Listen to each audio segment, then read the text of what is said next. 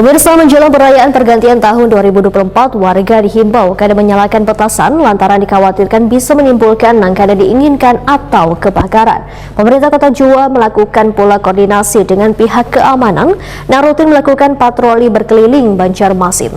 Jika ada yang menyalakan petasan agar segera diberikan teguran. Menjelang perayaan pergantian tahun 2024, warga dihimbau kada menyalakan petasan lantaran dikhawatirkan bisa menimbulkan yang kada diinginkan atau kebakaran. Himbauan ini disampaikan Wali Kota Banjarmasin Ibnu Sina Wahitakuni Prima TV jelang tengah hari Jumat 27 Desember 2024.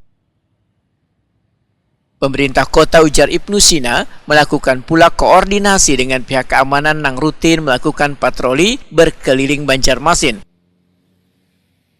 Bubuhan Ketua RT Wan Babin Kamtipmas di masing-masing wilayah diminta pula untuk melakukan pengawasan terhadap warganya jika ada yang menyalakan petasan agar segera diberikan teguran. Pemda kita juga sudah mensosialisasikan poin-poin pentingnya bahwa untuk pergantian tahun bisa berjalan dengan aman, tertib, kemudian juga menghindari terjadinya konsentrasi masyarakat, massa yang banyak, kemudian yang paling penting ya tidak ada petasan, dan petasan itu bisa di stop dari supplier.